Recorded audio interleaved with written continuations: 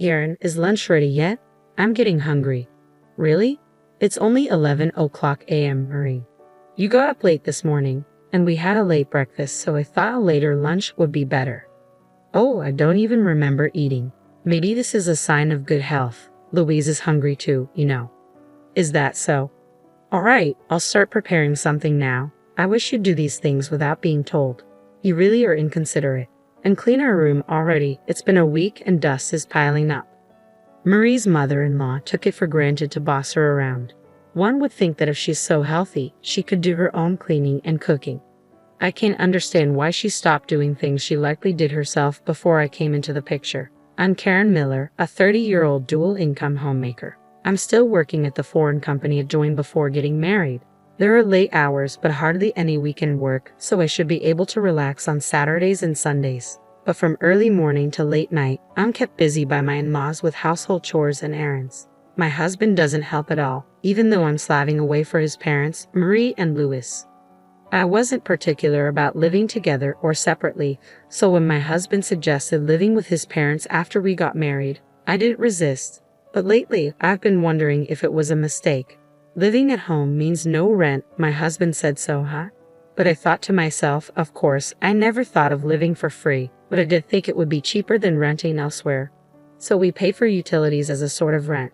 We split the food expenses with the in-laws, but since Louis and Marie, who are retired and at home all day, eat a lot for their age, it feels like we're paying more.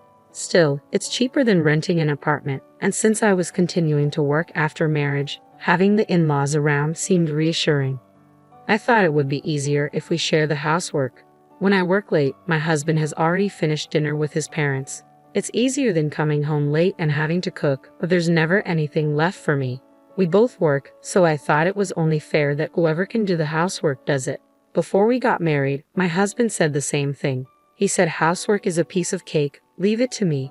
So I thought he must have been doing various chores up until now. But it turns out since getting married, he hasn't done a thing. Laundry, cleaning, tidying up. Marie had been doing it all. He would even make instant food for himself. So even if I'm working late and my husband comes home early, there's no way he'll prepare dinner.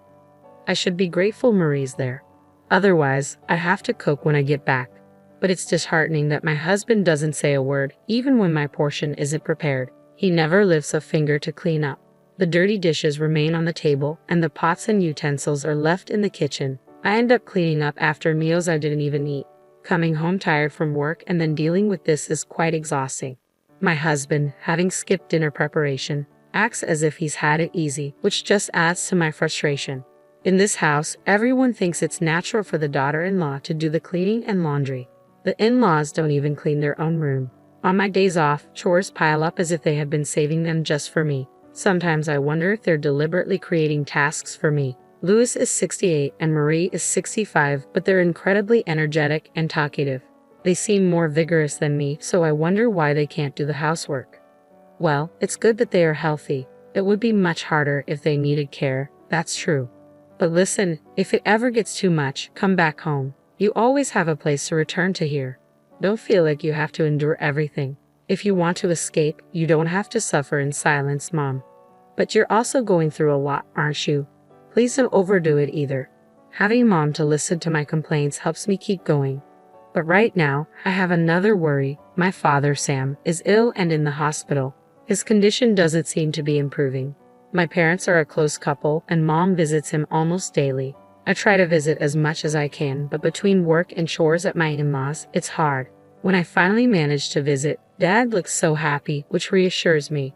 But each time I see him, he looks thinner, and it pains me. Mom must be feeling the same way. Mom, are you resting enough? You look pale. I'm fine, dear. Just make sure to take care of yourself. I know. Mom smiles, but she really looks pale and lacking energy. I'm worried it must be fatigue from caring for my father.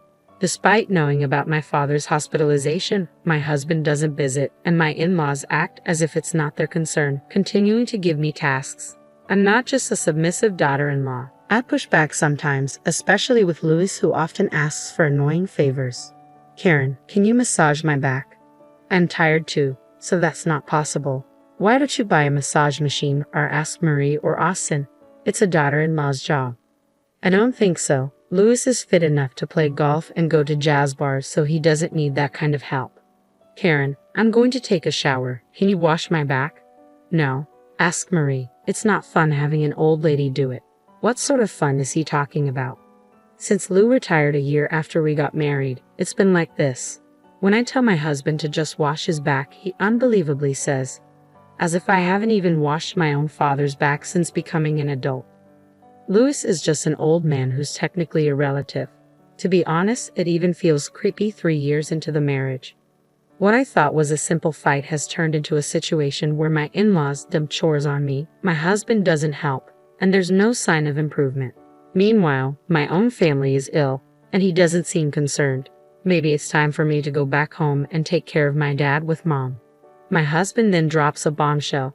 I've got a business trip for a week starting this weekend. Really, don't contact me unless it's an emergency. It's embarrassing to get calls from my wife all the time. Understood, I respond. I wouldn't contact him unnecessarily anyway. I'm also working, I'm not that free, and I've never called him at work before. 2 days after my husband left for his trip on a Monday, I get a call from mom while at work. She has never called me at work before. I immediately think something's happened to dad and answer in a panic. Karen, Sam's condition has suddenly worsened. Mom's voice, crying on the other end, echoes in my ears. I'm coming right away, Mom, I tell my boss, who says, go now. I rush to the hospital by taxi, but I am met with a cruel reality. Mom's not in Dad's hospital room. I ask the nurse, who looks down, visibly uncomfortable. Well, Mrs. Miller, you've just arrived. Where's Mom? I implore. She passed away. The nurse hesitates. For a moment, I couldn't comprehend what I was told. I had rushed to the hospital after receiving a call from Mom about my father's critical condition, but now they were saying Mom had passed away. It didn't make any sense. Please, the nurse says softly, leading me to another room with just one bed, dimly lit. Someone was lying there, but it couldn't be Mom. Yet, as I approached with trembling legs, the face. What I saw was unmistakably my mother, silent and motionless. Mom was there. How could this be? The nurse explained that after calling me, Mom had returned to my father's room. A while later, they found her collapse over the bed, still holding my father's hand, already lifeless. Perhaps a heart attack, the nurse suggested. As she spoke, another nurse appeared. Mrs. Miller, your father? At the same moment, I returned to my father's room. He passed away. No way, no way. I felt as if all strength had drained from my body. I couldn't understand what had just happened. Both my parents gone, just like that. It was too surreal to believe. I stood there stunned for what felt like an eternity. I need to tell Austin, and in a daze, I remembered to contact Austin. Shaking, I took out my phone and called him. As the phone rang, the reality of my parents' deaths hit me, and I couldn't stop the tears. Hello, Austin. I'm at work right now, but it's an emergency. My dad and Mom have. They're gone, I managed to say through my sobs. Both of them are gone. An accident? I asked, hoping for a different answer. No, but I don't know what to do. Despite my obvious distress, Austin's response was cold and detached. Did you forget what I said before my trip?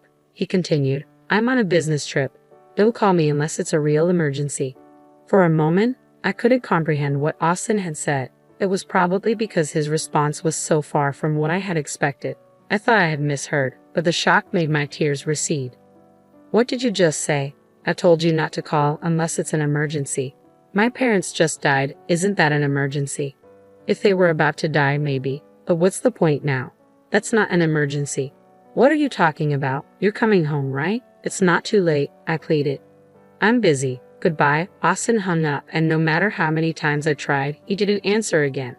Then I called Marie. Marie, my parents passed away. I thought it was just your father who was sick. Yes, but both of them. Well, isn't that nice? They were such a loving couple. Better for them to go together. You know they say loving couples go to heaven together. They must be happy. How can you say that? Well, you'll be busy now with the wake and the funeral, but it's good you can do it all at once. Louis and I won't be attending. What? We don't want to risk our health. Leaving people's health is more important, you know. In that moment, I realized the saying like father, like son was true, but it brought me back to reality. I informed my supervisor about my parents' passing.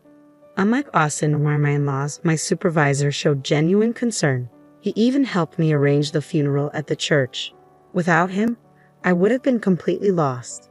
Despite Austin's words, I thought he would return for the funeral, but he never did. Thanks to my supervisor, colleagues, friends, and relatives, I was able to say goodbye to my parents. The real sorrow hit me after the funeral, when I returned to my parents' house and faced their photographs alone. I never imagined they would both pass away so suddenly. I couldn't believe that this was like a bad dream I'll wake up from. I talked to their photos. This can't be true, Dad, Mom. It's not fair to leave me alone like this. I held their pictures and cried like a child. After crying, I realized the harsh reality. Austin, who didn't bother to show up, and in-laws who didn't even attend the funeral. I had no family left to support me. Anger towards Austin began to build up. How could a husband not rush to his wife's side at such a time, saying such things during work? That's not normal. I was prepared for what was to come. 5 days after the funeral, 3 days later than planned, Austin returned, acting as if nothing had happened. I couldn't understand how he could be so indifferent. So, your parents' funeral is over, huh? Of course. What do you think? Well, I extended my trip by 3 days to avoid the funeral hustle. Must have been fun for you. It's work, not fun. But you're lucky now, no need to worry about your parents' old age. Any insurance money coming in? Austin's face had a smile that seemed almost inhuman. I wondered if he was an alien, unable to understand human feelings or words. Are you serious? Yeah, how much of that money do I get? What? What are you talking about? Of course, the wife's money belongs to her. I felt tears coming again, wondering why I married such a man. When I stayed silent, Austin looked around the room. He finally seemed to notice the change in the house. What? The house seems so tidy. Did you clean it up like you did with your parents? His insensitivity made my fists clench. How far could this person test one's patience? How could he not offer a single word of comfort to his grieving wife? But he was clueless about reality. It was time for me to make him understand. I took a deep breath and looked up at Austin. I'm going on a long business trip. Take good care of Louis and Marie. Austin seemed confused, looking around the house, still nothing grasping what I meant. Where are Mom and Dad? Did they go shopping? He just realized they're not here. Where did they go? To the hospital. They hurt their backs while I was away. From my parents' funeral, my in-laws started to move a very heavy piece of furniture from my room to theirs and ended up with lower back strains. When I returned, they were in agony, unable to move, having gone without food or water for 2 days, unable even to go to the bathroom. I wondered if this was some kind of divine retribution. I called an ambulance for my in-laws but didn't accompany them, explaining that we weren't related. Emergency vehicles don't allow non-relatives to ride along. I gave the paramedics Austin's number, but I knew him well enough to expect he wouldn't answer unknown calls. Why didn't you contact me? Well, you didn't come back even when your parents passed away, so I assumed you wouldn't for a back injury. Don't equate your parents with mine. Your parents are strangers, but mine are family. Oh, I see. That's reassuring. Then you'll take good care of them. What do you mean by take care? If they're immobile for too long at their age, they might end up bedridden. Austin started trembling. That's not true, right? You'll do well taking care of your precious parents. I have an important business trip. Our parents are in trouble, and you're talking about a business trip. Are you even my wife? I glared at Austin. Which mouth is he speaking with? How dare he, who ignored his own in-laws, say that to me? But I learned from you that business trips are more important than family emergencies. That's different. I never imagined my own parents in such a situation, especially during an important business trip.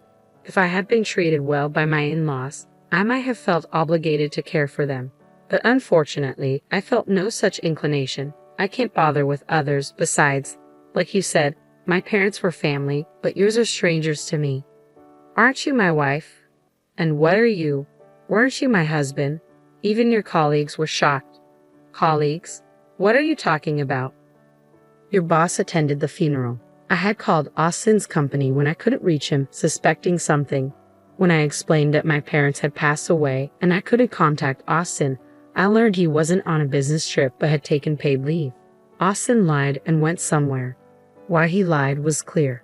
He emphasized not to contact him, probably because he was with someone he'd be troubled to be seen with. He was on leave, not a business trip. Where did you go and with whom?